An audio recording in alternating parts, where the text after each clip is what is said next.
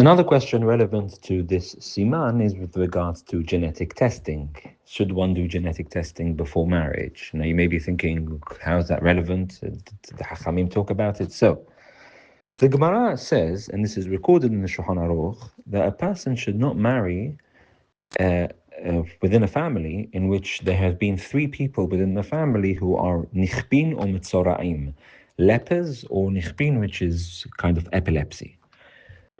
And the Gemara says that a hazakah can be assumed even if it's different people, i.e., if there are three people within the family who have the same illness, the same condition, then you shouldn't, not a good idea to marry within this family. If they have three people, three girls or three boys or three members of the family have epilepsy, then inadvisable to marry into their family.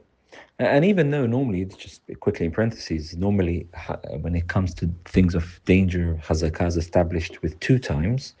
For example, a woman parents who have lost two of their boys through circumcision, they're not meant to circumcise the third boy. And hazakah is established with twice, but here, because it's with different members and it's about the family, everyone agrees that it's only with three times. If you have a family with three times, each have three members of the family, each have the same illness, one shouldn't marry into that family. Okay, but what's the relevance of that to today? So Moshe Feinstein has a teshuvah on genetic testing.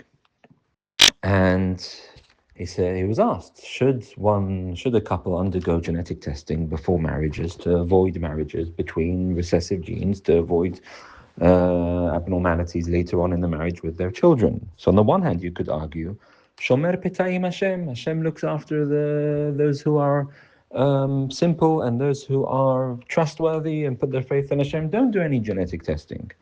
Right? And Moshe rejects this. And he says, actually, one should do genetic testing. And he says, it's Hashem, looks after the simple. Put your trust and you put your faith in Hashem. And he writes a very important line in his Teshuvah. He says, since it's so easy, but often kal livdok, it's so easy to be able to go through this testing. Yesh ladon kishhu kisgirat einayim. It's like closing your eyes if you don't do it. Just like you can't argue, Shomer Petayim Hashem, Hashem looks after the trustworthy and the simple and the innocent. If you cross the road and you close your eyes, you can't say that. You need to do the basics requirements to look after yourself, to look after your health and safety. And he's making the analogy that so too, to get married to someone without doing genetic testing, when it's so easy to do so, it's like you are purposefully closing your eyes before getting married, since it's so easy to be done. And therefore, this was his opinion, and this indeed is the common approach, certainly amongst the Ashkenazim, to undergo genetic testing. And one could argue that this is based from what the Gemara says, that not to marry someone from in a family where there is a three times someone who has an illness, and one could say one's fulfilling this idea nowadays by undergoing genetic testing.